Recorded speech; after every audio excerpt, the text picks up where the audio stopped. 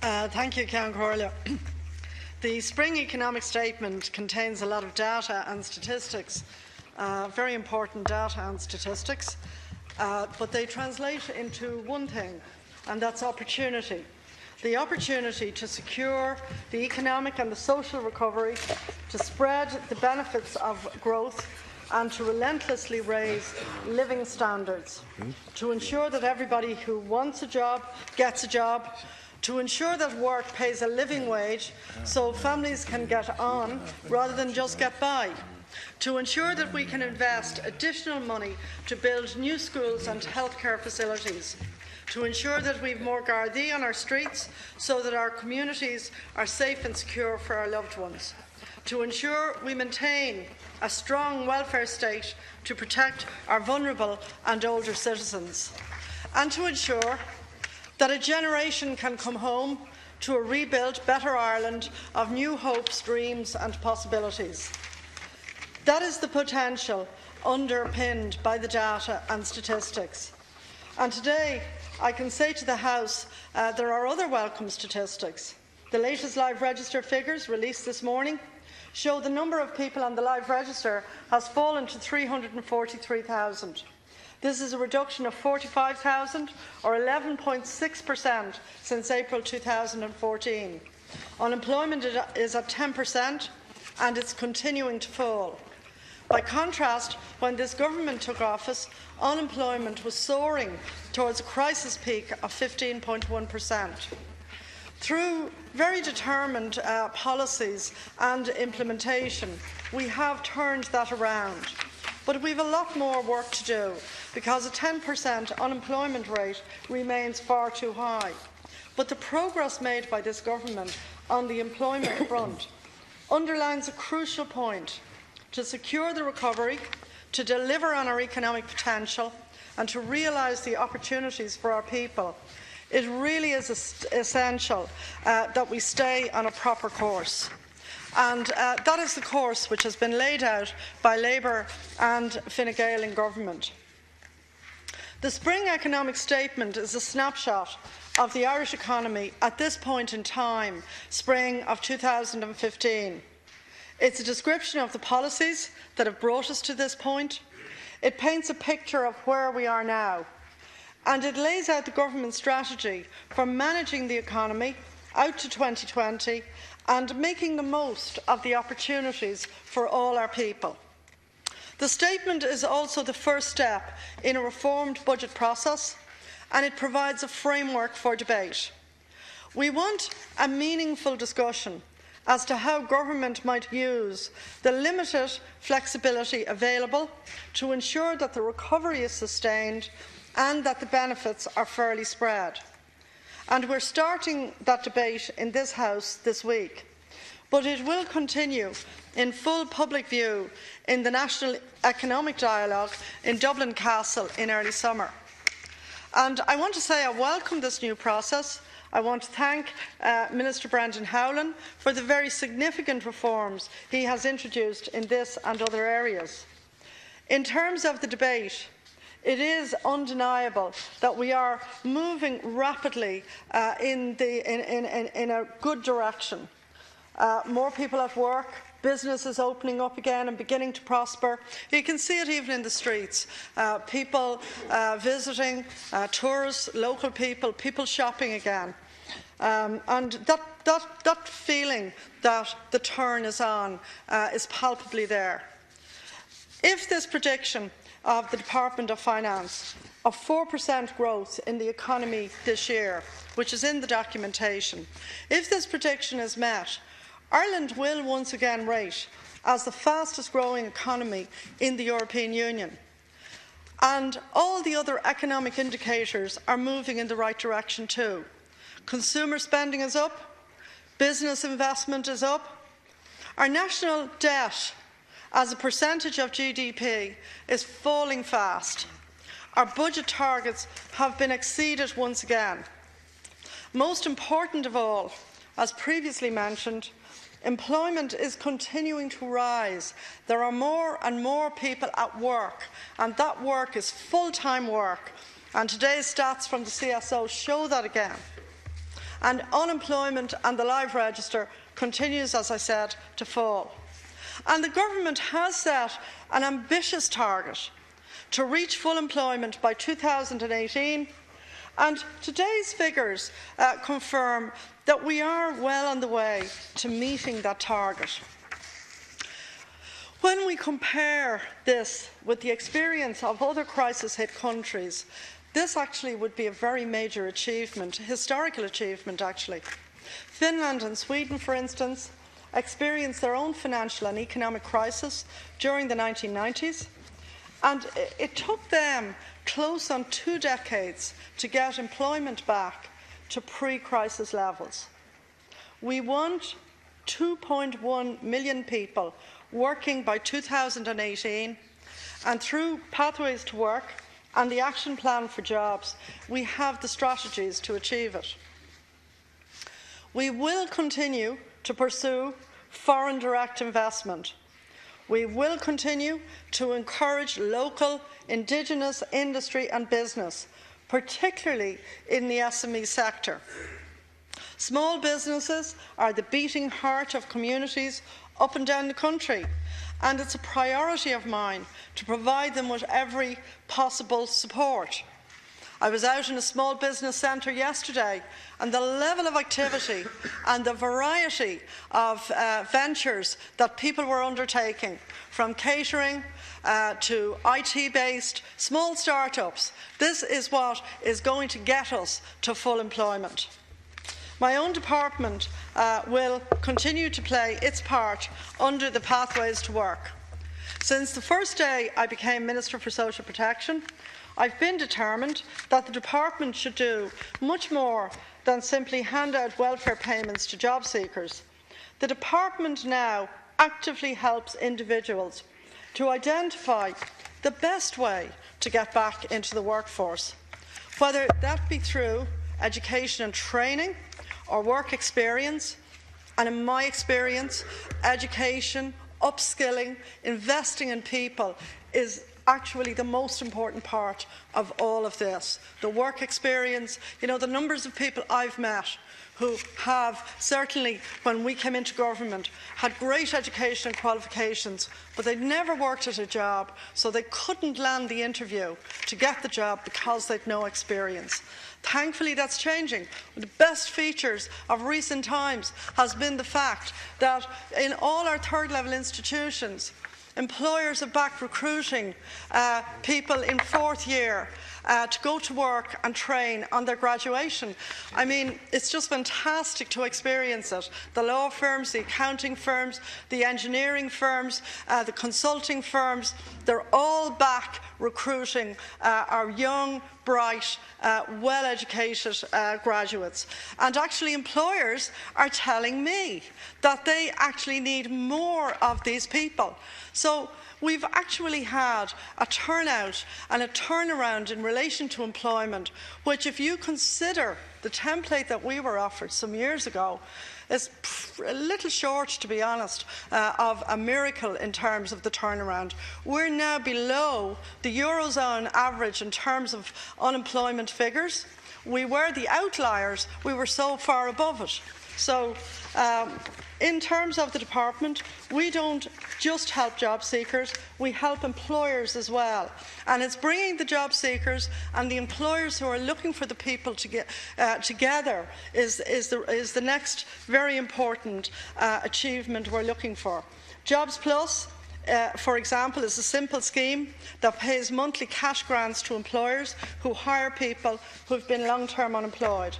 Jobs Plus is particularly advantageous to small businesses, and more than 4,000 people have returned to work under that scheme alone. In terms of the larger employers in this country, the department will very shortly appoint new key account managers in its employer engagement unit. We're actually going out and knocking on employers' doors and through the Labour Market Council, talking to the big employers. When you have vacancies, we want people who are currently, unfortunately, mostly through no fault of their own, without employment because they lost their job. We want you to give them an opportunity to go for some of those job vacancies. These key account managers will be working with some of the 460 largest employers in the state. And I want to commend the organisations like the ESB, like Irish Rail, like Aircom, like Aer Lingus, who have begun to recruit apprentices and trainees, because again, for a lot of young people, particularly young men, apprenticeship is where they would like to begin their working experience. So through all of this work, they will identify and plan recruitment requirements and actively promote candidates from the live register for available positions. So I will keep all of these schemes, supports and interventions under constant review to ensure that we're meeting the needs of job seekers and employers alike. This in turn will help to increase further the momentum we're making on the jobs front. I'm determined to ensure that unemployment will fall below 9% this year, and to ensure that tens of thousands of people benefit from new jobs, new opportunities and share in the recovery. The tangible evidence of the recovery is what our friends in the economic trade call fiscal space. Basically, what that means is simply the scope that we have to increase public spending and to reduce USC and taxes in terms of what we know how this year is going to date and how we expect it to go for the rest of the year. It's very, very simple. If we were a family, if I was sitting down around my kitchen table, I'm looking forward to later this year for next year and saying, what can I do? What can I do in terms of putting money into health and education and into, on the other side, reducing taxes, reforming the USC? It's as simple as that, although it does go by a fairly fancy name. And it's important to appreciate that this scope is not determined just by the level of the budget deficit, which we want to target, and everybody here knows what that is. It's also determined by the application of the technical rules we agreed to when approving the EU Fiscal Treaty. And the purpose of these rules is to smooth out increases and reductions in public spending over the economic cycle, and that's to avoid the boom and the bust cycle, which we have seen so often under previous governments.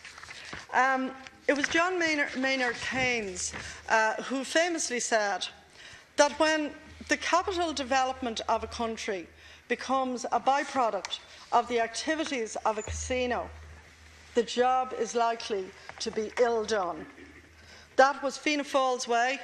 Throw all the chips on unsustainable land speculation, construction boom, spend it when you have it, and hope, like Mr Macabre, that something comes along if harder times hit. That's the casino model. And in Fianna Fáil's case, who came along? The Troika. That's who Fianna Fáil brought along. This government waved goodbye to the Troika, and we have waved goodbye to Fianna Fáil's destructive economic model too. We will abide by the fiscal rules to ensure spending increases are kept at sustainable levels, and that we do build up something in reserve for the famous rainy day. This means being prudent and planning for the future. The statement therefore identifies the room we have sitting around the table as we discuss what we're going to do next. It identifies that room at the moment as being between 1.2 billion and 1.5 billion. And that is a sensible and sustainable level of investment, given how strongly our economy is now performing. The exact figures will be decided, obviously, closer to budget day when we have more information available to us. But when you look at the tax returns month on month, and when you look particularly at the PRSI returns, you actually see the flow-through of revenue into the government as a result of more people and businesses being at work, and those who are at work having more activity. You can actually see it on a month-by-month basis. The government has decided that 50% of the available space will be used to reform USC and taxation, and the other half will be used in respect of spending. In doing that, we're looking to strike a balance between putting more money in people's pockets and investing in the services on which we all depend. Obviously, the details of the budget package for 2016 have not yet been decided. The Government is anxious that we should have a thorough debate on the options that are available, and we will be convening the National Economic Dialogue for that purpose in a few weeks' time. I think it might be useful if I set out some of my priorities for the budget in general terms. I think the Taoiseach is pretty familiar with it at this stage because we had long discussions immediately after I became the leader of the Labour Party when I agreed a statement of government priorities with the Taoiseach on behalf of Fine Gael. In that statement, the two parties confirmed that we would look to reduce the burden of overall taxation for people on low and middle incomes in work in the two remaining budgets of this term. We began this process in October when we reduced for this year the two lower rates of USC and took large numbers of people on low income out of the USC altogether. We also reduced the marginal rate of tax for people earning less than $70,000 and raised the level of income at which the marginal rate is payable, which is one of the most difficult things about our tax system compared to other countries. And I expect that the Government will continue the broad thrust of this approach when we come to agree the tax package for 2016. Low and middle income earners will continue to be our priority, continuing to remove the low paid out of the USC net and progressively lowering taxes for those people who are on middle incomes. In doing so, we will continue to rebalance the tax system, work which is already underway. This means reducing tax on labour so as to boost employment and ensure the recovery is sustained. And it's a classical stimulus model of social democracy all around the world, and it works. We also need to ensure that Ireland will be a welcoming place for the many emigrants who want to return home. In particular, we need to ensure that taxes on labour do not act as a disincentive for those who want to return. I recall the remarks made by my colleague Brendan Howlin when he presented the Haddington Road Agreement to this House in 2013. At that time, he said he fully expected that on the next occasion government sat down with the public sector unions, it would be to discuss pay improvements and not pay reductions. This is exactly what I expect to happen when the Minister meets those unions in a couple of weeks' time. Public servants have made a huge contribution to getting this country out of the financial crisis brought about by the disastrous management of the Fianna Fáil Green government. The pension levy of 2009, the pay reductions of 2010 and the adjustments of Haddington Road have resulted in a significant loss of pay for all public and civil servants. And the Government is very much aware